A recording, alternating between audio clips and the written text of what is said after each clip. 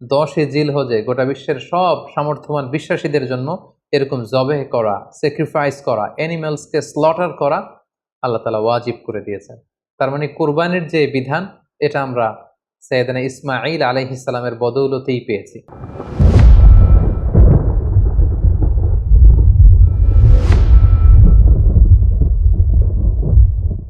আসসালামু আলাইকুম ওয়া রাহমাতুল্লাহি ওয়া বারাকাতুহু। নাহমাদুহু ওয়া নুসাল্লি আলা রাসূলিহিল কারীম।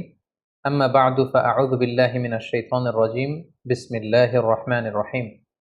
সাইয়্যিদুনা ইসমাঈল আলাইহিস সালাম, পবিত্র কালামুল্লাহ মাজিদে বর্ণিত 25 জন নবী এবং রাসূলদের মধ্য থেকে তিনি হচ্ছেন অন্যতম একজন নবী।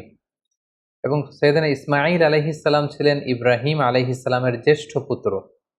এবং সাইয়েদনা ইব্রাহিম আলাইহিস সালাম আল্লাহ তাআলার কাছে দোয়া করেছিলেন, রব্বি হাবলি মিনাস সলিহিন, অর্থাৎ হে আল্লাহ, আপনি আমাকে নেককার সন্তান দান করেন। আর এই দোয়ার ফসল বা দোয়ার বদৌলতে আল্লাহ তাআলা সাইয়েদনা ইসমাঈল আলাইহিস সালামকে দান করেছিলেন। এবং আল্লাহ তাআলা বলেছেন, ফাবাশশারনাহু বিগুলামিন হালিম, আমি একজন ধৈর্যশীল সন্তান ইসমাঈলের সুসংবাদ আমি ইব্রাহিমকে দিলাম। সাইয়েদনা ইসমাঈল আলাইহিস সালাম হচ্ছেন যাবিহুল্লাহ, অর্থাৎ যাকে আল্লাহ তাআলা জবাই করতে বলেছিলেন, আল্লাহর জবাই। এজন্য আল্লাহর রাসূল সাল্লাল্লাহু আলাইহি সাল্লাম তিনি বলতেন যে আনা ইবনু যাবিহাতাইন, আমি হচ্ছি 2 যাবিহের সন্তান। অর্থাৎ এক হচ্ছে আমার পূর্বপুরুষ ইসমাঈল হচ্ছে এক যাবিহ, যাকে জবাই করার কথা ছিল, কিন্তু তাকে সরিয়ে আল্লাহ জান্নাত থেকে একটি ভেড়া পাঠালেন, তিনি বেঁচে গেলেন। আবার আমার পিতা আব্দুল্লাহ, তাকেও আমার দাদা আব্দুল মুত্তালিব জবাই করে দেওয়ার কথা ছিল আল্লাহর সন্তুষ্টির জন্য, কিন্তু সেখানে তার বদৌলতে 100টি উট দিয়ে আল্লাহ তাআলা আমার পিতা আব্দুল্লাহকে বাঁচিয়ে দিলেন। তাহলে এক যাবিহ হচ্ছে আমার অনেক অনেক পূর্বপুরুষ ইসমাঈল, আর এক যাবিহ হচ্ছে আমার পিতা আব্দুল্লাহ। তাহলে এই 2 যাবিহের কারণেই কিন্তু আমি পৃথিবীতে এসেছি। অর্থাৎ সাইয়েদনা ইসমাঈল আলাইহিস সালাম বেঁচে না থাকলে এই বংশে আল্লাহ রাসূল সাল্লাল্লাহু আলাইহি ওয়াসাল্লাম আসতেন না। আর রাসূল সাল্লাল্লাহু আলাইহি ওয়াসাল্লামের পিতা আব্দুল্লাহ যদি জবাই হয়ে যেত, তাহলে রাসূল সাল্লাল্লাহু আলাইহি ওয়াসাল্লাম তো পৃথিবীতে আসতে পারতেন না। এজন্য তিনি বলতেন আনা ইবনু যাবিহাতাইন, আমি হচ্ছি 2 যাবিহের সন্তান। একজন হচ্ছে ইসমাঈল আলাইহিস সালাম, আর একজন হচ্ছে আল্লাহ রাসূল সাল্লাল্লাহু আলাইহি ওয়াসাল্লামের পিতা আব্দুল্লাহ। ইসমাঈল আলাইহিস সালামকে বলা হয় আবুল আরব, তিনি আরব জাতির পিতা। পুরো আরব গোষ্ঠীটাকে 3টি ভাগে ভাগ করা যায়। একটা হচ্ছে আল আরাব আল বাঈদা, আর একটা আল আরাব আল আরেবা, আর একটা মুস্তাআরিবা। বাঈদা মানে হচ্ছে অনেক আগের যে আরব জাতি, যেটা হচ্ছে আদ সামুদ জাতির কথা বলা হয়, তারা ধ্বংস হয়ে গিয়েছে, তাদের কেউ পৃথিবীতে নেই, তারা হচ্ছে আরবে বাঈদা। আরেকটা হচ্ছে আল আরাব আল আরেবা, যারা হচ্ছে অরিজিনাল আরব, যাদেরকে কাহতানি বলা হয়। আর 3 নাম্বার আরব হচ্ছে আল আরাব আল মুস্তাআরাবা বা মুস্তাআরিবা, মানে যারা বেসিকলি মূলত আরব নয়, ভিনদেশী লোক, কিন্তু আরবি সংস্কৃতিতে এসে আরবি ভাষা শিখে তারা এখন আরব হয়ে গিয়েছে। আরব জাতিগোষ্ঠীর এই বিশেষ শাখাটির ফাউন্ডার হচ্ছে, আর আরাব আল মুস্তাআরাবার ফাউন্ডার হচ্ছে সাইয়েদনা ইসমাঈল আলাইহিস সালাম। এজন্য ওনাকে বলা হয় আবুল আরব, আরব জাতির পিতা। এবং রাসূলুল্লাহ সাল্লাল্লাহু আলাইহি সাল্লাম তিনি কিন্তু ইসমাঈল আলাইহিস সালামের বংশে আগমন করেছেন, তাই তিনি হচ্ছেন বানি ইসমাঈল। আর ইয়াকুব আলাইহিস সালামের পরবর্তী বাকি সব নবী হচ্ছে বানি ইসরাঈল। সাইয়েদনা ইসমাঈল আলাইহিস সালাম এমন একজন নবী যার বদৌলতে আমরা জমজমের কুয়ার পানি পেয়েছি। যে কুয়ার ব্যাপারে রাসূল সাল্লাল্লাহু আলাইহি ওয়াসাল্লাম বলেছেন, ইন্নাহা তুআমু তুমিন ওয়া শিফাউ সুকমিন, জমজমের পানি এটা যেমনি মানুষের ক্ষুধা নিবারণ করে, আবার এটা মানুষের রোগ বালাই থেকে শিফা দান করে। পাশাপাশি কুরবানির যে বিধান, অর্থাৎ জিলহজের 10 তারিখে আমরা যে কুরবানি করি ঈদুল আজহার দিন, এই কুরবানির বিধানটাও কিন্তু সাইয়েদনা ইসমাঈল আলাইহিস সালামের কারণে আমরা পেয়েছি, আমরা শুনবো সামনে। পাশাপাশি কাবা নির্মাণের সাথেও কিন্তু সাইয়েদনা ইসমাঈল আলাইহিস সালাম ওতপ্রোতভাবে জড়িত। কারণ ইব্রাহিম আলাইহিস সালাম প্রধান রাজমিস্ত্রির ভূমিকায় অবতীর্ণ হয়েছিলেন, আর ওনার সাথে সাপোর্ট দেওয়ার জন্য, সহযোগিতার জন্য সাইয়েদনা ইসমাঈল আলাইহিস সালাম পাথর বয়ে বয়ে পাথর টেনে পিতার হাতে দিতেন। সাইয়েদনা ইসমাঈল আলাইহিস সালামের জন্ম হয়েছিল ফিলিস্তিনে, কিন্তু সেখানে তিনি থাকতে পারেননি। আল্লাহ তাআলার আদেশে ওনার পিতা ইব্রাহিম আলাইহিস সালাম হাজারকে এবং ইসমাঈলকে মক্কার মরুজমিনে রেখে দিয়ে যায়। সারা চাচ্ছিল যে হাজার এবং ইসমাঈল যাতে ফিলিস্তিনে না থাকে। পাশাপাশি আল্লাহ তাআলাও আদেশ করলেন যে প্রিয় কলিজার টুকরা সন্তানকে মক্কার মরুজমিনে তুমি রেখে দিয়ে আসো। ইব্রাহিম আলাইহিস সালাম তাই করলেন। কলিজার টুকরা সন্তান ইসমাঈল আলাইহিস সালামকে এবং তার মা হাজেরাকে মরুভূমিতে রেখে দিয়ে চলে গেলেন। একা ধুধু প্রান্তরে হাজেরার কাছে কিছু নেই, সামান্য কিছু খেজুর আর এক মশক পানি। 1-2 দিন যাওয়ার পরে এই খেজুরও শেষ, পানিও শেষ। কোনো খাবার যেহেতু নেই, হাজেরার স্তনে দুধও নেই, দুধের বাচ্চা ইসমাইলকে খাওয়ানোর মতো কিছু নেই। আল্লাহর এই নবী সাইয়েদনা ইসমাইল আলাইহিস সালাম, দুধের বাচ্চা, তিনি ছটফট করছিলেন ক্ষুধার যন্ত্রণায়, পানির তৃষ্ণায়। সাইয়েদনা ইসমাইল আলাইহিস সালাম মক্কার মরু জমিনের মধ্যে তিনি ছটফট করছেন। এই কঠিন দৃশ্য দেখে ধৈর্য ধারণ করা হাজেরার পক্ষে সম্ভব ছিল না। তিনি সাইয়েদনা ইসমাইল ইসলামকে মরুভূমির মধ্যে রেখে পানির সন্ধানে, পাশে একটা ছোট্ট পাহাড় ছিল, পাহাড়টির নাম হচ্ছে সাফা, এই সাফা পাহাড়ের উপরে তিনি আরোহণ করলেন। দূর মরুভূমির এদিক সেদিক তিনি খুঁজতে আরম্ভ করলেন, কোনো কাফেলা দেখা যায় কিনা, কাউকে দেখা যায় কিনা, পানির কোনো সন্ধান করা যায় কিনা। না, তিনি কাউকে দেখতে পাচ্ছেন না। আবার তিনি সাফা পাহাড় থেকে নেমে পাশে আরেকটা পাহাড় ছিল, সেটার নাম হচ্ছে মারোয়া, দৌড়ে যে মারোয়াতে উঠলেন। এবার আবার মরুভূমির দিকে তিনি তাকালেন যে কোনো কাফেলা দেখা যায় কিনা, কোনো জনমানুষ দেখা যায় কিনা, পানির কোনো সন্ধান মেলে কিনা, কিন্তু না, তিনি কাউকে দেখতে পেলেন না। আবার তিনি মারোয়া থেকে নেমে এসে সাফায় উঠলেন, আবার সাফা থেকে মারোয়ায়। এভাবে তিনি পানির সন্ধানের জন্য সাফা থেকে মারোয়া পাহাড়ের মাঝখানে সেই তপ্ত মরুর বুকে 7 বার তিনি দৌড়াদৌড়ি করেছিলেন। বিবি হাজেরার এই 7 বার টার্ন করাটা, এই দৌড়াদৌড়ি করাটা আল্লাহ তাআলার কাছে এত পছন্দনীয় হয়েছে, হজের সময় প্রত্যেক হাজী সাহেবের এই 2 পাহাড়ের মাঝখানে আস-সা'য়ু বাইনা সাফা ওয়াল মারওয়া, সাফা মারওয়ার মাঝখানে দৌড়াদৌড়ি করাটাকে আল্লাহ তাআলা হাজীদের জন্য ওয়াজিব করে দিয়েছেন। হঠাৎ আল্লাহ তখন ফেরেশতা পাঠালেন। ফেরেশতা বলল, হাজার তুমি যাও, তোমার দুধের ছেলে ইসমাইলের কাছে যাও, তার পাশেই তুমি জমজমের কুয়া দেখতে পাবে। তিনি গেলেন, যে দেখলেন ঠিকই মরুর জমিন ফুঁড়ে সেখান থেকে কলকল করে ভেতর থেকে পানি বের হচ্ছে। তিনি দেখে তো তিনি অবাক হলেন, তিনি আল্লাহর শুকরিয়া আদায় করলেন, এটাই হচ্ছে সেই জমজমের কুয়া। এবং সেখান থেকে তিনি পানি পান করলেন, মশকের ভেতরে পানি ভরে রাখলেন, দুধের শিশু ইসমাইলকে পানি পান করালেন। তিনি দেখতে পেলেন পানি শুধু বেরোচ্ছে আর বেরোচ্ছে, পানি যেন চলে না যায় চারদিকে। তিনি বালু দিয়ে বাঁধ দিতে লাগলেন। আমরা যেমনি পানি ঠেকানোর জন্য বেড়ি বাঁধ দেই, তেমনি হাজার তিনি বালু দিয়ে বাঁধ দিতে লাগলেন। হাজার কিন্তু আরবি ভাষা জানতো না, তিনি জানতেন ইব্রানি ভাষা, এবং ইসমাইল আলাইহিস সালামও তো ছোট বাচ্চা। সো হাজার ইব্রানি ভাষায়, তার নিজের ভাষায় বালি দিয়ে পানিটাকে আটকে রাখার চেষ্টা করছিলেন, আর ইব্রানি ভাষায় বলছিলেন ঝাম ঝাম, মানে স্টপ স্টপ, থাম, পানি চলে যাস নে। তিনি পানি আটকানোর জন্য বাদ দিয়ে নিজের ভাষায়, ইব্রানি ভাষায় তিনি বলছিলেন ঝাম ঝাম, মানে থাম থাম। তো ওনার মুখনিসৃত এই ঝাম ঝাম শব্দ দুইটা আল্লাহ তাআলার এত ভালো লেগেছে, কিয়ামত পর্যন্ত এই পানির কুয়ার পানির নাম আল্লাহ তাআলা এটাকে জামজামের কুয়ার পানি হিসেবে নাম করে দিলেন। সুবহানাল্লাহ বিহামদিহি। ইন দ্য মিন টাইম, ইয়ামান থেকে একটি ব্যবসায়ী কাফেলা পাশ দিয়ে যাচ্ছিল। কাফেলাটির নাম হচ্ছে জুরহুম, জুরহুম গ্রুপের একটি কাফেলা, জুরহুম কওমের। তারা হঠাৎ করে মক্কার আকাশে পাখি দেখতে পেল। এর আগে কখনো মক্কার আকাশে তারা পাখি দেখেনি। আর আরব এলাকায় কোনো এলাকার উপর দিয়ে পাখি ওড়াউড়ি করা মানে সেখানে পানির অস্তিত্ব রয়েছে। কাফেলার প্রধান বলল, এখানে পাখি আসলো কোত্থেকে? মক্কার এই লোকেশনে তো কখনো আমরা এত বছর ধরে এখানে কাফেলা নিয়ে আসা যাওয়া করি, আমরা তো পাখি দেখিনি, নিশ্চয়ই এখানে পানির কোনো ব্যবস্থা হয়েছে। তারা যেয়ে দেখলো যে একজন নারী, সাথে দুগ্ধপোষ্য ছোট্ট বাচ্চা, আর পাশে একটা কুয়ার মতো, ভেতর থেকে শুধু পানি বেরোচ্ছে।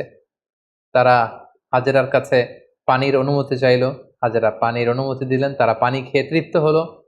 তারা বলল যে আপনি যদি অনুমতি দেন তাহলে আমরা এই পানির আশেপাশে বসতি করতে চাই এবং আমাদের এলাকাবাসীদের সবাইকে এনে এখানে রাখতে চাই। বিবি হাজেরা বললেন, হ্যাঁ অবশ্যই, তোমরা আসতে পারো, পানি খেতে পারো, এখানে বসতি স্থাপন করতে পারো, তবে মনে রেখো এই জমজমের মালিকানা তোমাদের থাকবে না, ওনারশিপ থাকবে আমার কাছে। সুবহানাল্লাহ বিহামদি। সাইয়েদনা ইব্রাহিম আলাইহিস সালামের দোয়ার ফসলে এখানে জনমানুষের আগমন ঘটতে আরম্ভ করলো। জমজমের পানির কথা চারদিকে ছড়িয়ে পড়তে লাগলো, এবং ছোট্ট দুধের বাচ্চা ইসমাঈল আলাইহিস সালাম বড় হতে লাগলেন। এবং সাইয়েদুনা ইসমাঈল আলাইহিস সালাম এই জুরহুম গোত্রের লোকদের কাছে তিনি আরবি ভাষা শিখলেন। তাদের ছেলে মেয়েদের সাথে তিনি বড় হতে লাগলেন। অরিজিনালি তারা ছিলেন ইব্রানি ভাষার লোক, কিন্তু এখানে তিনি আরবি ভাষা শিখে ফেললেন। সাইয়েদনা ইসমাঈল আলাইহিস সালাম এই জুরহুম কওমের লোকদের কাছেই বড় হতে লাগলেন। সেখানকার ছেলে মেয়েদের সাথে তিনি কথা বলতে বলতে আরবি ভাষা শিখে ফেললেন। উনি ছিলেন ইব্রানি ভাষার মানুষ, কিন্তু তাদের কাছ থেকে তিনি আরবি ভাষা একেবারে পরিপক্ক হলেন। তার বয়স যখন 13 বছর, ঠিক তখন আল্লাহ তাআলা তার পিতা সাইয়েদনা ইব্রাহিম আলাইহিস সালামকে স্বপ্নে দেখালেন যে, ইব্রাহিম, তুমি তোমার সবচাইতে পছন্দনীয় বস্তুটি আল্লাহর রাস্তায় কুরবানি করো। একাধিকবার তিনি এই স্বপ্নটি দেখলেন এবং ইব্রাহিম আলাইহিস সালাম বুঝতে পারলেন যে আমার সবচাইতে পছন্দনীয় হচ্ছে আমার ছেলে ইসমাঈল, যাকে আমি আল্লাহর আদেশে সেই মক্কার মরুভূমিতে রেখে এসেছি। আজ 13টি বছর আমি ফিলিস্তিনে আমার ছেলেকে অনেক মিস করছি। না জানি আমার ইসমাইল দেখতে কতটুকু হয়েছে, না জানি আমার ইসমাইল কত বড় হয়েছে, দেখতে কত সুন্দর হয়েছে। ইব্রাহিম আলাইহিস সালামের হৃদয়ে ছেলে ইসমাইলের মায়া ভালোবাসা যখন প্রবলভাবে জন্মালো, ঠিক ওই মুহূর্তে তিনি স্বপ্নে দেখলেন যে আল্লাহ তাআলা ইসমাঈল আলাইহিস সালামকে কুরবানি করে দেওয়ার জন্য, জবাই করে দেওয়ার জন্য আদেশ করছেন। তিনি আল্লাহ তাআলার আদেশে ফিলিস্তিন থেকে মক্কায় চলে আসলেন। এসে 13 বছর পর নিজের কলিজার টুকরা সন্তান ইসমাইলকে দেখলেন। কিন্তু এই ছেলেকেও তিনি বেশি দিন ধরে রাখতে পারবেন না, কারণ আল্লাহ তাআলার আদেশে তাকে জবাই করতে হবে। তিনি ছেলের সাথে কনসাল্ট করলেন। বাবা ছেলের কনভারসেশনটা কেমন ছিল আল্লাহ তাআলা সূরাতুস সাফফাতে খুব চমৎকারভাবে বলছেন, ফালাম্মা বালাগা মাআহু সাইয়া ক্বালা ইয়া বুনাইয়া ইন্নী আরা ফিল মানামি আন্নী আযবাহুক। ইসমাইল যখন একটু হাঁটতে পারে, দৌড়াতে পারে, ছোটাছুটি করতে পারে, এই বয়সে যখন পৌঁছলো, ইব্রাহিম আলাইহিস সালাম এসে বললেন, হে আমার কলিজার টুকরা সন্তান, আমি স্বপ্নে দেখেছি যে আমি তোমাকে জবাই করছি। ফানজুর মাযা তারা, what do you think about it, what's your opinion about the matter, তোমার মতামত কি, আমি তোমার মতামত জানতে চাই। ছোট্ট ছেলে ইসমাইল আলাইহিস সালাম বললেন, ক্বালা ইয়া আবাতি ফাআল মা তু'মার, হে আমার বাবা, আপনি যেমনটি আদিষ্ট হয়েছেন ঠিক তেমনটি করুন। সাতাজিদুনি ইনশাআল্লাহু মিনাস সাবিরিন, ইনশাআল্লাহ অচিরেই আপনি আমাকে ধৈর্যশীল পাবেন। আপনি মনে করবেন না যে আমি ঘাবড়ে গিয়েছি, আমি ভয় পেয়েছি, আমি দৌড়ে ছুটে পালাবো না। আপনি যেমনটি দেখেছেন তেমনটি করুন, কারণ আপনি আল্লাহর নবী এবং আল্লাহ তাআলা আপনাকে আদেশ করেছেন, এটা আপনার উপর আল্লাহর ওয়াহী। সো আপনি আমাকে ধৈর্যশীল পাবেন। বাবা ছেলে তখন মক্কা থেকে, মক্কার পাশেই মিনা অবস্থিত, মিনা প্রান্তরে রওনা হলেন আল্লাহ তাআলার আদেশে ছেলেকে কুরবানি করবার জন্য। কি মর্মান্তিক, কি হৃদয় বিদারক সে দৃশ্য। এবং সাইয়েদনা ইসমাঈল আলাইহিস সালাম বললেন, বাবা, আমার চেহারার দিকে তাকিয়ে আপনি ছুরি চালাতে আপনার বড্ড মায়া লেগে যাবে, কষ্ট লেগে যাবে। আপনি আমাকে উল্টো করে শুইয়ে দিন, অর্থাৎ আমার চেহারাটা থাকবে মাটির দিকে, আপনি পেছন দিক থেকে আমাকে জবাই করুন। আল্লাহ তাআলা বলছেন, ফালাম্মা আসলামা ওয়া তাল্লাহু লিল জাবিন, দুইজনেই যখন সারেন্ডার করলো, মানে তাদের হৃদয়ে তখন আল্লাহর ভালোবাসা, আল্লাহর আনুগত্যের এই ব্যাপারটা ছাড়া আর কোনো কিছুই নেই। সাইয়েদনা ইব্রাহিম ছেলেকে হৃদয় থেকে সরিয়ে সেখানে আল্লাহর আদেশকে, আল্লাহর ভালোবাসাকে স্থান দিয়েছে। ছোট্ট ছেলে ইসমাইলও আল্লাহর ভয়ে রাজি হয়ে গিয়েছে। সাইয়েদনা ইব্রাহিম আলাইহিস সালাম তখন ইসমাইল আলাইহিস সালামের গলার মধ্যে ছুরি চালাবেন। আসলে এতটুকু পর্যন্ত অগ্রসর হওয়াটাই আল্লাহ তাআলা চেয়েছিলেন। আল্লাহ তাআলা চাননি যে পিতা ইব্রাহিমের কাছ থেকে শিশু ইসমাইলকে ছিনিয়ে নিতে। আল্লাহ তাআলা চেয়েছেন যে ইসমাইলের স্থান ইব্রাহিমের হৃদয়ে বড় নাকি আমি আল্লাহর স্থান বড়।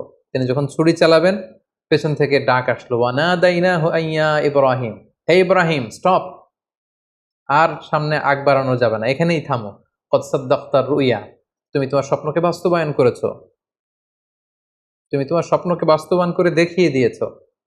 ইন্না কাযালিকা নাজজিল মুহসিনিন, এভাবেই আমি যারা সৎকর্ম পরায়ণশীল তাদেরকে প্রতিদান দিয়ে থাকি। ইন্না হাযা লাহুয়াল বালাউল মুবিন, নিশ্চয়ই এটা অনেক বড় পরীক্ষা।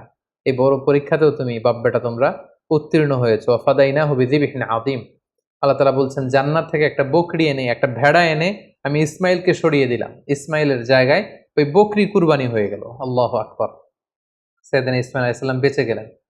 ওই যে মিনা প্রান্তরে সাইয়েদনা ইব্রাহিম আলাইহিস সালাম ছেলের বদলে বকরি জবাই করলেন, এই দৃশ্যটাও আল্লাহ তাআলার এত ভালো লেগেছে, কিয়ামত পর্যন্ত 10 জিলহজে গোটা বিশ্বের সব সামর্থ্যবান বিশ্বাসীদের জন্য এরকম জবেহ করা, স্যাক্রিফাইস করা, অ্যানিমালসকে স্লটার করা আল্লাহ তাআলা ওয়াজিব করে দিয়েছেন। তার মানে কুরবানির যে বিধান, এটা আমরা সাইয়েদনা ইসমাঈল আলাইহিস সালামের বদৌলতেই পেয়েছি। কেন আল্লাহ তাআলা এমনটি করলেন? আল্লাহ তাআলা চাইলেন যে আমি দেখতে চাই ইব্রাহিমের হৃদয়ে কে বড়, কলিজার টুকরার সন্তান ইসমাইল বড় নাকি আমি আল্লাহ তাআলা বড়। এখান থেকে আমাদের জন্য শিক্ষা হচ্ছে, ইব্রাহিম আলাইহিস সালামের হৃদয়ে সবচাইতে পছন্দের জায়গাটা ছিল তার সন্তান ইসমাইল, কারণ 86 বছর পর একটা সন্তান পেয়েছে। কত মায়ার জায়গায়, কত আদর এবং ভালোবাসার জায়গায় তিনি হৃদয়ে তাকে স্থান দিয়েছিলেন। আল্লাহ চেয়েছেন না, ওই জায়গায় যেন আল্লাহর ভালোবাসাটা থাকে। এজন্য ইব্রাহিম আলাইহিস সালামের উপর সবচেয়ে বড় পরীক্ষা তিনি চাপিয়ে দিয়েছিলেন। সম্মানিত ভাই এবং বোনেরা, আমাদের হৃদয়েও একটা ইসমাইল আছে। আমাদের কারো হৃদয়ের ইসমাইল হচ্ছে আমার টাকা, আমাদের কারো হৃদয়ের ইসমাইল হচ্ছে আমার ব্যাংক ব্যালেন্স, কারো হৃদয়ের ইসমাইল হচ্ছে আমার গাড়ি, আমাদের কারো হৃদয়ের ইসমাইল হচ্ছে আমার যশ খ্যাতি। আল্লাহ তাআলা দেখতে চান যে সব কিছুকে আমরা আল্লাহর ভালোবাসার বিনিময়ে স্যাক্রিফাইস করতে পারি কিনা, কোরবানি করতে পারি কিনা, আল্লাহর জন্য সবকিছুকে আমরা উজাড় করে দিতে পারি কিনা। এটাই হচ্ছে কোরবানির শিক্ষা। সাইয়েদেনা ইসমাঈল আলাইহিস সালামকে নিয়ে যখন হাতে ছুরি নিয়ে বা হাতে ছেলেকে নিয়ে যখন বাপ বেটা মিনা প্রান্তরে রওনা হয়েছিল, এই দৃশ্য যেন, এই দৃশ্যায়ন যেন না ঘটে, এই সিনারি যাতে না ঘটে, তারা যেন আল্লাহ তাআলার ভালোবাসায় আরো এক ধাপ যাতে এগিয়ে যেতে না পারে, পেছন থেকে শয়তান অনেকবার টেম্পটেশন করেছিল। তাফসিরে এসেছে যে মোট 3টা জায়গায় টেম্পটেশন করা হচ্ছিল। ইবলিস বলছিল যে, ইসমাইল তুমি যেও না, তোমার বাবা তোমার গলায় ছুরি চালিয়ে দেবে, ফিনকি দিয়ে রক্ত বেরোবে, তুমি সহ্য করতে পারবে না, তুমি ছুটে পালিয়ে যাও। সাইয়েদনা ইসমাঈল আলাইহিস সালাম তখন ঠিক সেই জায়গাতেই মাটি থেকে পাথর নিয়ে শয়তানের দিকে ছুড়ে মেরেছিল। কিছু দূর যাওয়ার পর আবার শয়তান এসে ধোঁকা দেয়। ইসমাঈল আলাইহিস সালাম, ইব্রাহিম আলাইহিস সালাম তারা পাথর ছুড়ে মেরেছিল। তিনটি জায়গায় ওনারা আল্লাহ তাআলার পক্ষে শয়তানের বিরুদ্ধে পাথর নিক্ষেপ করেছিল। এই দৃশ্যটাও আল্লাহ তাআলার কাছে এত ভালো লেগেছে, কিয়ামত পর্যন্ত পৃথিবীর সকল হাজীদের জন্য জামরাতুল আকাবা, আল কুবরা, আল বুস্তা, আস সুগরা, এই 3টা জায়গায় 7টা করে 21টা পাথর মারা সব হাজীদের জন্য আল্লাহ তাআলা ওয়াজিব করে দিয়েছেন। তার মানে এই জমজমের বরকতময় পানি, পৃথিবীর সব পানি খেলে শুধু তৃষ্ণা মিটে, আল্লাহ রাসূল সাল্লাল্লাহু আলাইহি ওয়াসাল্লাম বললেন জমজমের পানি খেলে ক্ষুধাও মিটে যায়। এটা পেলাম আমরা সাইয়েদনা ইসমাঈল আলাইহিস সালামের বদৌলতে। আমরা কুরবানির বিধান পেলাম ইসমাঈল আলাইহিস সালামের বদৌলতে। এবং তার মা হাজেরার দৌড়াদৌড়ির কারণে এখানে সাফা মারোয়াতে সাই করার বিধান আমরা পেলাম। এবং তিনি শয়তানের বিরুদ্ধে শক্ত অবস্থান জানান দেওয়ার জন্য যে পাথর ছুঁড়ে মেরেছিলেন, এটার মাধ্যমে আমরা রমিউল জিমার, হাজী সাহেবদের যে কঙ্কর নিক্ষেপ করতে হয় 3টি স্থানে, সেটি আমরা পেয়েছি। সম্মানিত সুধী, সাইয়েদনা ইসমাঈল আলাইহিস সালাম যখন প্রাপ্তবয়স্ক হলেন, তিনি জুরহুম গোত্রের একটি মেয়েকে বিয়ে করলেন। এখন আমরা ওনার জীবনের 2টি বিবাহ নিয়ে কথা শুনবো, যেটি সহিহ বুখারীতে এসেছে। তিনি যখন বিয়ে করলেন, অনেকদিন পর তার মা হাজেরা মারা গেল। অনেকদিন পর সাইয়েদনা ইব্রাহিম আলাইহিস সালাম ফিলিস্তিন থেকে কলেজের টুকরা সন্তান ইসমাঈল আলাইহিস সালামকে দেখতে আসলেন। মক্কায় এসে তিনি দেখলেন যে ইসমাইল ঘরে নেই, আছে তার স্ত্রী। তিনি স্ত্রীকে জিজ্ঞেস করলেন, তোমরা কেমন আছো? স্ত্রী উত্তরে বলল, না, আমরা খুব একটা ভালো নেই। তিনি বললেন, তোমার স্বামী ইসমাইল কোথায়? স্ত্রী বলল যে তিনি বাইরে গিয়েছেন রিজিকের অন্বেষণে। তোমাদের দিনকাল কেমন চলে? বেশি ভালো চলে না, খাবার দাবার না বেশি একটা সুবিধার না। মানে কমপ্লেইন আর কমপ্লেইন, যেটা শুনে বৌমার এরকম কথা শুনে তিনি নিজের পরিচয় গোপন রাখলেন, কিন্তু বৌমার এরকম কথা শুনে তিনি পছন্দ করলেন না। তিনি বললেন, তোমার হাজবেন্ড ইসমাইল যখন বাসায় আসবে, বলো যে একজন বৃদ্ধ লোক এসেছিল, আমার পক্ষ থেকে সালাম বলো, আর বলবে যে তোমার ঘরের দরজার চৌকাঠটা যেন সে পাল্টে ফেলে, এই কথা বলে দিও। তিনি চলে গেলেন, ইসমাইল আলাইহিস সালাম আসলেন। স্ত্রী বলল, একজন বৃদ্ধ লোক এসেছিল, তোমাকে সালাম দিয়েছে, আর তিনি বলেছেন ঘরের দরজার চৌকাঠ যেন পাল্টে ফেলো। এই বাক্যটা কিন্তু অনেক ইঙ্গিতপূর্ণ একটা বাক্য। এটা নবীর বলে যাওয়া বাক্য, আর নবীর কথা নবী বুঝে। কারণ ইসমাঈল আলাইহিস সালাম উনিও ভাবী নবী, মানে অচিরেই নবী হতে যাবেন। উনি বুঝতে পারলেন যে সেই বৃদ্ধ লোক তো আমার বাবা ইব্রাহিম, আল্লাহর খলিল ছাড়া কেউ নয়। ইসমাঈল আলাইহিস সালাম বলল, কি বলো তুমি, আমার বাবা এই কথা বলেছে? স্ত্রী বললেন, হ্যাঁ, আপনার পিতা এই কথা বলেছে। তুমি কি করেছিলে? তিনি বললেন যে আমি অনেক কমপ্লেইন করেছি যে আমাদের খাবার দাবারের সমস্যা, আমি অসন্তোষ প্রকাশ করেছি। সাইয়েদনা ইসমাঈল আলাইহিস সালাম বললেন, তুমি চিনোনি, সেটা ছিল আমার জন্মদাতা পিতা ইব্রাহিম আল খালিল, এবং তিনি যে ইঙ্গিত সূচক বাক্য বলেছে এর মানে হচ্ছে আমি যেন তোমাকে তালাক দিয়ে দিই, আমি তোমাকে ডিভোর্স দিলাম, তুমি তোমার পরিবারের সাথে যে মিলিত হও, আমার সাথে তোমার থাকার আর কোনো সুযোগ নেই। বাবার দিক নির্দেশনা পেয়ে সাইয়েদনা ইসমাঈল আলাইহিস সালাম প্রথম স্ত্রীকে তালাক দিলেন। সেই জুরহুম গোত্রের অন্য একটি মেয়েকে তিনি কিছুদিন পরে বিয়ে করলেন। আবারও অনেক বছর পর আল্লাহ তাআলার আদেশে সাইয়েদনা ইব্রাহিম আলাইহিস সালাম আবার ফিলিস্তিন থেকে ছেলেকে দেখতে আসলেন। কিন্তু কি আশ্চর্যের বিষয়, ওই দিনও ইসমাঈল আলাইহিস সালাম বাড়িতে নেই। সহিহ বুখারীতে এসেছে, তিনি বাড়িতে জিজ্ঞেস করলেন যে ইসমাইল কোথায়, স্ত্রী বলল যে তিনি বাইরে গেছেন রিজিক অন্বেষণের জন্য। তিনি জিজ্ঞেস করলেন তোমরা কেমন আছো?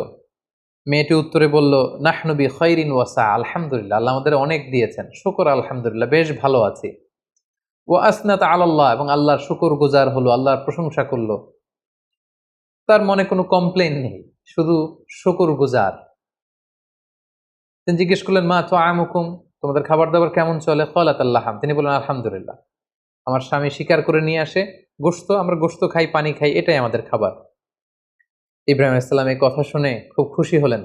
ফাকাল আল্লাহুম্মা বারিক লাহুম ফিল লাহমি ওয়াল মা, আল্লাহ তুমি এই ফ্যামিলিতে বরকত দাও, তাদের গোশত এবং খাবারে তিনি বরকত দাও। তিনি বললেন তোমার স্বামী যখন ফিরবে আমার সালাম বলো, আর বলবে ফখরাই আলাইহিস সালাম মুরি ইউসবিতু আতাবাতা বাবি, আর তোমার স্বামীকে বলো এখন ঘরের দরজার যে নতুন চৌকাঠ এটা যেন কখনো না পাল্টায়। ইসমাইল ইসলাম ফিরে আসলেন। স্ত্রী বললেন এক বৃদ্ধ লোক এসে তোমায় সালাম বলেছে আর বলেছে ঘরের দরজার চৌকাঠ যেন কখনো না পাল্টায়। ইসমাঈল আলাইহিস সালামের কথা শুনে তিনি বেজায় খুশি হলেন। তিনি বললেন তাই, যিনি এসেছিলেন তুমি কি জানো এটা কে? তিনি আমার জন্মদাতা পিতা ইব্রাহিম আলাইহিস সালাম, আর তিনি তোমার ব্যাপারে আমার কাছে পজিটিভ সার্টিফাই করেছেন। তিনি বলেছেন তোমাকে যে আমি স্ত্রী হিসেবে রেখেছি মরার আগ পর্যন্ত যেন তোমাকেই জড়িয়ে রাখি, একসাথেই যেন আমরা জান্নাতে যাই, তোমার হাতটা যে আমি ধরেছি কখনো যেন তোমাকে ছেড়ে না দেই, চিরকাল আমাদের এই স্বামী স্ত্রীর দাম্পত্য জীবনের এই ভালোবাসার বন্ধন যেন অটুট থাকে। এই বর্ণনাটি খুব চমৎকারভাবে সহিহ বুখারীতে বর্ণিত হয়েছে।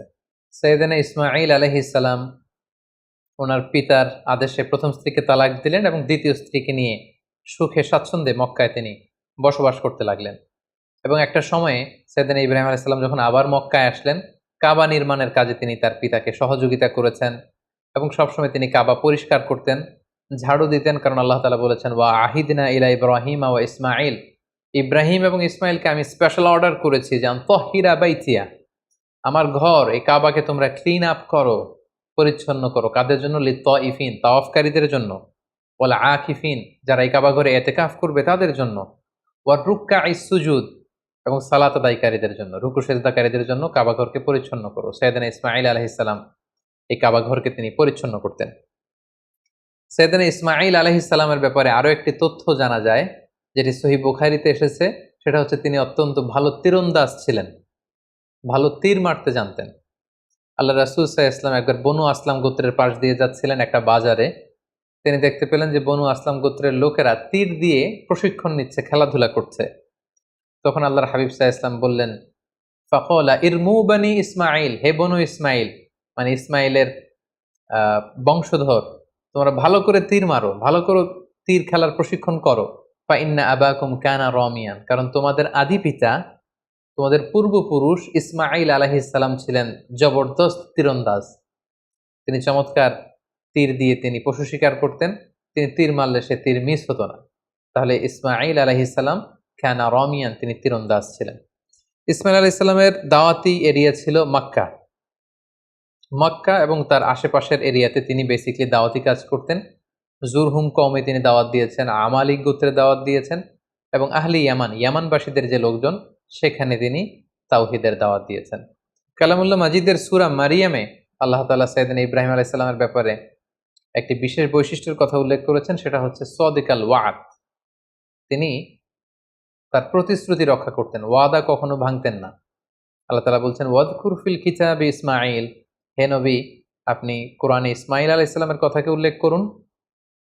ইন্নাহু কানা সাদিকাল ওয়াদি ওয়া কানা রাসূলান নাবিয়্যা, তিনি ছিলেন প্রমিস অ্যাটেন্টিভ, কাউকে প্রমিস দিলে এটা কখনো ভাঙতেন না, এবং তিনি ছিলেন রাসূল এবং নবী। ওয়া কানা ইয়া'মুরু আহলাহু বিস-সালাতি ওয়াজ-যাকাহ, তিনি তার পরিবারের লোকদেরকে সালাতের আদেশ করতেন, যাকাতের আদেশ করতেন। ওয়া কানা ইনদা রাব্বিহি মারদিয়া, আর তিনি আল্লাহ তাআলার অনেক প্রিয় ভাজন একজন নবী ছিলেন। তার মানে বোঝা গেল ইব্রাহিম আলাইহিস সালামের রেখে যাওয়া যে দাওয়াতি কাজ, তাওহীদের দাওয়াতি কাজ, এটা তিনি করতেন। তিনি লোকজনদেরকে সালাতের আদেশ করতেন, যাকাত দেওয়ার আদেশ করতেন, এবং ইমানের যে মৌলিক দাবিগুলো সবগুলোর ব্যাপারে তিনি দাওয়াত দিতেন। পাশাপাশি তিনি ছিলেন ওয়াদা রক্ষাকারী। অনেক তাফসিরে এসেছে যে তিনি এত বেশি সাদিকুল ওয়াদ অর্থাৎ প্রমিস অ্যাটেন্টিভ ছিলেন, তিনি কাউকে ওয়াদা দিলে সে ব্যাপারে খুব বেশি সচেতন থাকতেন। আমরা জানি সব নবীরাই ওনারা কখনো প্রমিস ভাঙতেন না, they never break the promise. কোনো নবী ওনারা কথা দিয়ে কথা ভাঙতেন না, কথা রাখতেন। কিন্তু বিশেষ করে আল্লাহ তাআলা ইসমাঈল আলাইহিস সালামের কথাকে কোরআনে উল্লেখ করতে বলেছেন। মুফাসসিরিন একরামরা উল্লেখ করেছেন যে একবার তিনি কোনো একটা ব্যক্তিকে কমিটমেন্ট দিয়েছেন বা অ্যাপয়েন্টমেন্ট দিয়েছেন যে আগামীকাল আসরের সময় এই গাছের নিচে আপনার সাথে দেখা হবে। সাইয়েদনা ইসমাঈল আলাইহিস সালাম তার পরের দিন কথা অনুযায়ী ওই ব্যক্তির সাথে দেখা করবার জন্য সেই গাছের নিচে যেয়ে হাজির হলেন। কিন্তু সেই ব্যক্তিটিকে আর খুঁজে পাওয়া গেল না। তিনি আসলেন না। ইসমাঈল আলাইহিস সালাম মনে মনে ভাবলেন যে ওই লোকটি হয়তো ভুলে গিয়েছে, আজ আসেনি, কাল হয়তো আসবে। ইসমাঈল আলাইহিস সালাম তার পরের দিন যেয়ে সেখানে হাজির, কিন্তু সেই লোকটি আসেনি। ইসমাঈল আলাইহিস সালাম তার পরের দিনও যেয়ে সেখানে হাজির, ওই লোকটি আসেনি। মুফাসসিরিন একরাম বলেছেন যে ইসমাঈল আলাইহিস সালাম ওই লোকটির অপেক্ষায় সে গাছের নিচে টানা ১ মাস অপেক্ষা করেছেন। প্রতিদিন তিনি বিকেলবেলা সেখানে যেয়ে লোকটির অপেক্ষায় থাকতেন। কারণ তিনি কথা দিয়েছিলেন। আমরা অনেক সময় কথা দিয়ে কথা রাখতে পারি না। কিন্তু সাইয়েদনা ইসমাঈল আলাইহিস সালাম কথা দেওয়ার কারণে টানা ৩০ দিন ১ মাস ওই লোকটির জন্য অপেক্ষা করেছিলেন। এজন্য আল্লাহ তাআলা ইসমাঈল আলাইহিস সালামের প্রশংসা করে তিনি বলেছেন, ইন্নাহু কানা সাদিকাল ওয়াদি ওয়া কানা রাসূলান নাবিয়্যা। তিনি ছিলেন ওয়াদাকে রক্ষাকারী একজন নবী। সাইয়েদনা ইসমাঈল আলাইহিস সালাম মক্কার এই অঞ্চলে তাওহীদের বাণীকে প্রচার করে মক্কাতেই ইন্তেকাল করেন এবং সেখানেই তার মায়ের কবরের পাশে, বিবি হাজেরার কবরের পাশে, কাবাগরের খুব কাছাকাছি কোনো একটা জায়গায় মক্কাতেই সাইয়েদনা ইসমাঈল আলাইহিস সালামকে কবরস্থ করা হয়। সম্মানিত সুধী, সাইয়েদনা ইসমাঈল আলাইহিস সালামের পুরো জীবনী শুনবার পরে এবার আমরা ওনার জীবনী থেকে কিছু লাইফ লেসন নেওয়ার চেষ্টা করব। সর্বপ্রথম যে লাইফ লেসনটি আমরা পাই সেটা হচ্ছে ইসমাঈল আলাইহিস সালাম ছিলেন আদর্শ সন্তানের নমুনা। আমরা সবাই নেককার সন্তান চাই। আমরা চাই আমাদের ছেলে মেয়েগুলো আল্লাহওয়ালা হোক, আল্লাহর যে কোনো আদেশ তারা খুব সহজে গ্রহণ করুক, মাথা পেতে নেক, এরকম সন্তান আমরা চাই। এরকম সন্তান যদি আমরা চাই তাহলে তাদেরকে ইসমাঈল আলাইহিস সালামের মতো করে আমাদেরকে গঠন করতে হবে। কারণ ইসমাঈল আলাইহিস সালাম এমন একজন আদর্শ সন্তানের নমুনা ছিলেন। সাইয়েদনা ইব্রাহিম আলাইহিস সালাম যখন তাকে বললেন যে বাবা স্বপ্নে দেখেছি তোমাকে আমি জবাই করছি, তুমি কি বলো? তিনি এক বাক্যে বলেছিলেন, ইয়া আবাতি ফাআল মা তুমার। বাবা, আল্লাহ তাআলা আপনাকে যে আদেশ করেছেন আপনি তাই করুন, আপনি আমাকে ধৈর্যশীল পাবেন। ইমানের চেতনা হৃদয়ে কতটা গভীরে প্রথিত থাকলে একজন ছোট্ট ছেলে তার বাবার প্রশ্নের জবাবে এমনটা উত্তর দিতে পারে। আমরা যদি আমাদের ফ্যামিলি মেম্বারের কথা চিন্তা করি, আমাদের ছেলে মেয়েদের কথা যদি চিন্তা করি, আমরা যদি আমার ছেলেকে বলি, আমাদের মেয়েকে বলি যে বাবা, আল্লাহ বলেছেন যে আল্লাহর সন্তুষ্টির জন্য আমি যেন ছুরি দিয়ে তোমার গলায় ছুরি চালাই, তোমাকে জবাই করি, ফিনকি দিয়ে রক্ত বেরোবে এবং তুমি এতে মারা যাবে। আমাদের ছেলে মেয়েরা কি ইমানের বলে এতটা বলিয়ান হয়েছে যে এই প্রস্তাবে তারা রাজি হবে? আমাদের কিন্তু এই বিষয়গুলো ভেবে চিনতে সামনে আগানো দরকার যে আমরা আমাদের ছেলে মেয়েদেরকে কি শিখাচ্ছি।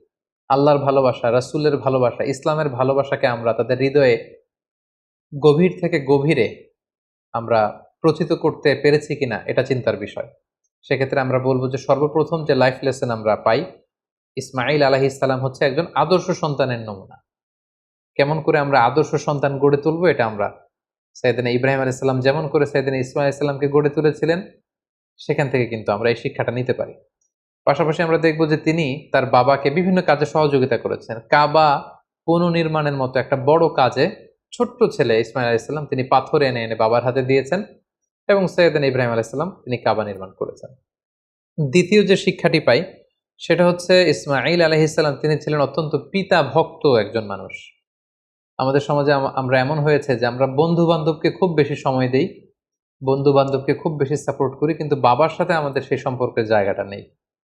কিন্তু আমরা যদি ইসমাঈল আলাইহিস সালামের জীবনের দিকে তাকাই তাহলে দেখব যে সহিহ বুখারীতে যে উনার ২ টা সংসারের কথা আমরা শুনেছি। প্রথম সংসার থেকে তিনি কিন্তু ডিটাচ হয়েছিলেন কেবলমাত্র পিতার আদেশে। পিতা এসে বলেছিলেন যে তুমি প্রথম স্ত্রীকে তালাক দাও, ইঙ্গিতপূর্ণ একটা বাক্য বলে গিয়েছিলেন এবং পিতার সন্তুষ্টির জন্য পিতার দিক নির্দেশনা অনুযায়ী কিন্তু প্রথম স্ত্রীকে তিনি ডিভোর্স করে দ্বিতীয় সংসারে দ্বিতীয় সম্পর্কে তিনি গিয়েছেন। তো এখান থেকে আমরা বুঝতে পারি যে সাইয়েদনা ইসমাঈল আলাইহিস সালামের তার পিতার প্রতি কতটুকু আস্থা এবং ভালোবাসা ছিল। কারণ তিনি বুঝতে পেরেছেন যে আমার পিতা আমার খারাপ চাইবে না এবং তিনি নবী, আমার পিতা হচ্ছে আল্লাহর খলিল। সো নিশ্চয়ই আমার স্ত্রীর আচরণে, কর্মকাণ্ডে এমন কিছু তিনি পেয়েছেন। তিনি অনেক ভিশনারি ছিলেন, অনেক ভেবেচিন্তে নিশ্চয়ই আমার বাবা এটা বলেছেন এবং সাথে সাথে তিনি দেরি করেন। এটা শোনার পরে স্ত্রীকে বলেছেন তুমি তোমার ফ্যামিলি মেম্বারদের কাছে চলে যাও, তোমার ফ্যামিলিতে যে তুমি থাকো, আমি তোমাকে সম্মানের সাথে বিদায় করে দিচ্ছি। তাহলে এই যে পিতা ভক্ত হওয়া এবং বাবার সাথে ছেলের যে একটা গভীরতম সম্পর্ক, যেটা আমাদের এই ইট পাথরের সমাজে আমরা অনেক মিসিং দেখতে পাচ্ছি। ছেলে মেয়েদের সাথে বাবার সেই সম্পর্কের জায়গাটুকু নেই, বাবার সাথে ছেলে মেয়েদের সেই বোঝাপড়ার জায়গাটুকু নেই। ছেলেমেয়েরা হয়তো বাবাকে সেরকম খুব কাছের মনে করে আপন করে নিতে পারছে না, যেখানে বাবা ছাড়া অন্যদের কাছে যে তারা পরামর্শ চাইছে, অন্যদেরকে তারা খুব কাছের মনে করছে। তো আমরা যদি আমাদের সন্তানদের সাথে আইস ব্রেকিং করে সুসম্পর্ক গড়ে তুলতে চাই, আমরা কিন্তু সাইয়েদনা ইব্রাহিম এবং তদীয় সন্তান ইসমাইলের সাথে কি সম্পর্ক তারা করেছিলেন সেখান থেকে শিক্ষা নিতে পারি। ইসমাইল ইসলামের জীবনে থেকে সর্বশেষ যে শিক্ষাটুকু পাই সেটা হচ্ছে তিনি খুব পরিশ্রমী ছিলেন, অত্যন্ত পরিশ্রমী ছিলেন। তার প্রমাণ, তিনি কাবা নির্মাণে বাবাকে সহযোগিতা করেছেন। তার আরো একটা প্রমাণ, দুইবার তার বাবা যখন এসে তাদের খোঁজ খবর নিতে এসেছিলেন, একবারও ছেলেকে ঘরে পাননি।